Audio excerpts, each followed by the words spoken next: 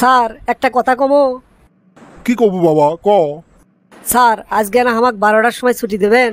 কে 12টার সময় ছুটি লাগবি কি করবু? না মানে স্যার এনা বাড়ির যাবো, বাড়ির যায় ভাত খামো, খুব খিদে লাগছে। সকালবেলা খাই আসিস নি? না স্যার তরকারি আসলো না, খালি লবণ দিয়ে ভাত, সে ভাতটাও আসলো নষ্ট, এই জন্যে খাবার বাড়িনি স্যার। রাত্রে কি খাসুরে বাবা? রাত্রেও তরকারি আসলো না স্যার, গরম ভাতত পানি দিয়ে ঢালে লবণ দিয়ে খাসি, তখন তাও খাওয়া গেছে, কিন্তু ওই ভাতটাই সকালে একেবারে নষ্ট হয়ে গেছিল, মুখতে দেওয়া যায়নি। তা এখন বাড়ির যে তুই কি দেখাবু? স্যার আমি স্কুলত আসার সময় মা কষে কচু দিয়ে ভাত রান্ধে থুবি, স্কুল ছুটির পর আমি বাড়িতে গেলে সেটা দিয়েই পেট ভরে ভাত খাবো স্যার।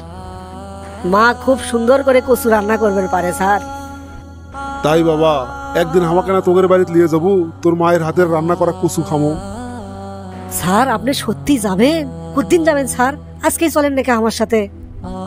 হরে বাবা যাবো, আজকে না, তুই যা বাড়ির যায় পেট ভরে ভাত খা, আজকে তোর ছুটি।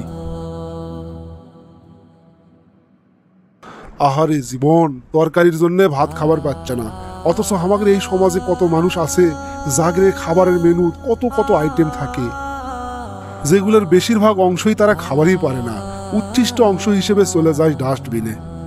তবে একটা কঠিন সত্য কথা হচ্ছে, এই যে গরম ভাতত লবণ পানি দিয়ে খায়, কচু দিয়ে পেট ভরে তৃপ্তি সহকারে ভাত খায়, এরাই কিন্তু সমাজে সফল হয়, এরাই স্বর্ণ শিখরে চলে যায়। আর যে বাচ্চাদের সামনে শত শত পদের খাবারের আইটেম থাকে, যাদের কোনো সময় খিদেই লাগে না, তারা কিন্তু একের মতো সফল হতে পারে না। কি এক অদ্ভুত সমাজ, কি সব নিয়ম।